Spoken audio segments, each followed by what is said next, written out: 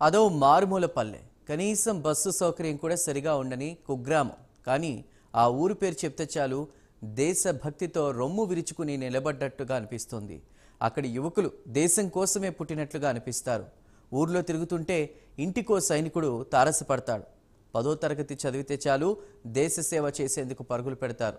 ఇంతకీ ఆ దేశభక్తి గ్రామం ఏది? దేశ సేవ చేస్తున్న యువకులెవరు? ప్రైమ్ 9 స్పెషల్ స్టోరీలో చూద్దాం.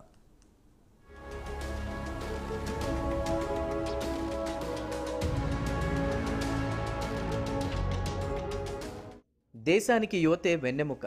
ఆ యువత చేతిలోనే దేశ భవిత ఉంది. దేశ సేవ చేసేందుకు ఎంతో అదృష్టం కావాలి. ఆ గ్రామంలో యువతకు అదే నూరిపోస్తారు పెద్దలు.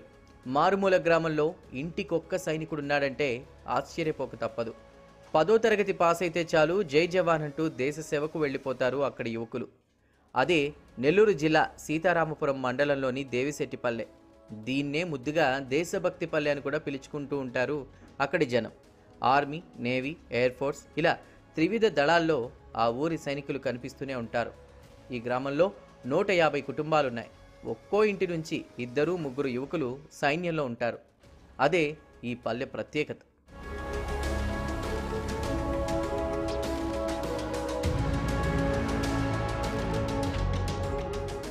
ఉదయగిరి నియోజకవర్గంలో ఉన్న ఈ గ్రామం నెల్లూరు జిల్లాకు ఆఖరి సరిహద్దు గ్రామం.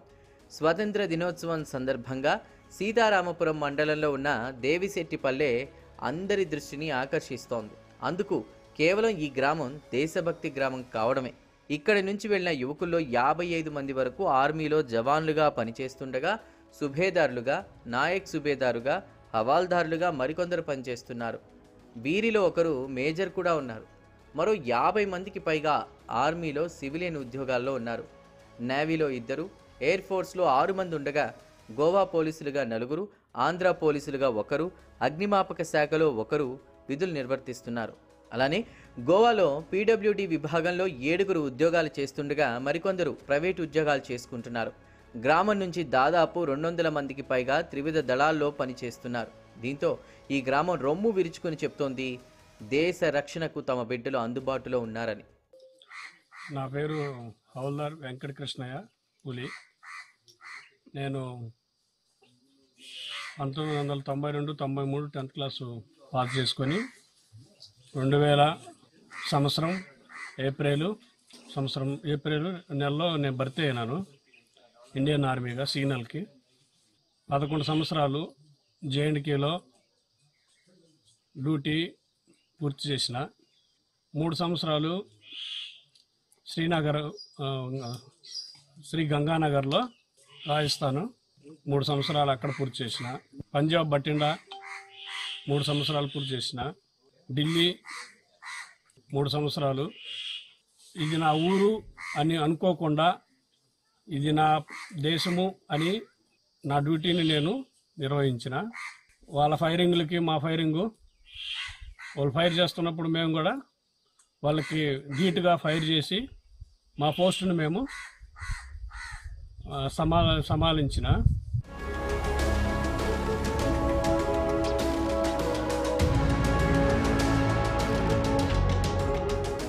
అసలు దేశ రక్షణకు ఈ గ్రామస్తులు ఎందుకు వెళుతున్నారు?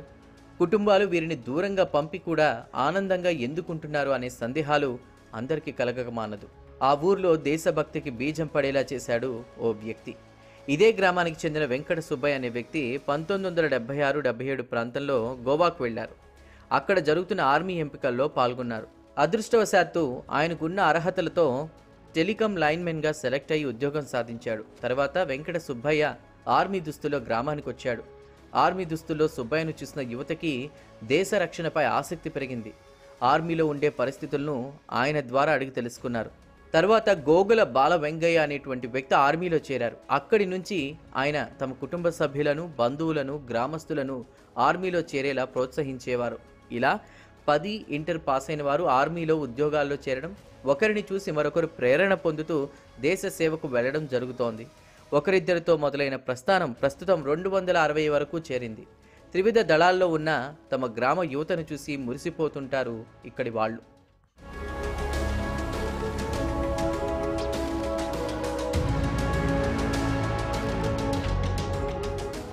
ఇక ఈ గ్రామంలో మే నెల వచ్చిందంటే చాలు సందడి మొదలవుతుంది. ఉద్యోగరీత్యా వేర్వేరు రాష్ట్రాల్లో విధులు నిర్వహించే వారంతా ఈ నెలలో ఇక్కడికి చేరుకుంటారు. కుటుంబ సభ్యులతో కలిసి 3 నుంచి 4 వారాల పాటు సందడి చేస్తారు.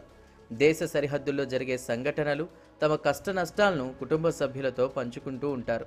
సెలవుల్లో రావడంతో అప్పుడే పెళ్లిళ్ళు నిశ్చయించుకుని అదే నెలలో వివాహాలు కూడా చేసుకుని వెళ్తుంటారు. ఇలా దేవిశెట్టిపల్లి కాస్త దేశభక్తి పల్లెగా మారిపోయింది. ఈ గ్రామం దేశంలోని యువతకు ఆదర్శంగా మారుతోందనడంలో సందేహమే లేదు. Renati Venkata Subbarayudu, retired subedar major ordinary captain, army medical కోర్లో 30 సంవత్సరాలు సర్వీస్ చేసి నేను రిటైర్డ్ అయ్యాను. నా సర్వీసులో శాంతి ప్రదేశాల నుంచి మరియు హై ఆల్టిట్యూడ్ వరకు సర్వీస్ చేశాను. నేను మెడికల్ పరంగా ఎన్నో బ్యాటిల్ క్యాజువాలిటీని, టెర్రరిస్ట్ అటాకులు జరిగిన పేషెంట్లని ఎంతోమందిని అటెండ్ చేశాను. ఒక పక్క యుద్ధం జరుగుతున్నా కానీ మా హాస్పిటల్ పక్కనున్నా కానీ ఆర్మీ పరంగా చేస్తూ కూడా పేషెంట్లు కూడా అటెండ్ చేస్తూ అందరినీ పేషెంట్లను మంచి చేసుకొని పేషెంట్ కిందికి పంపించే వాళ్ళకు.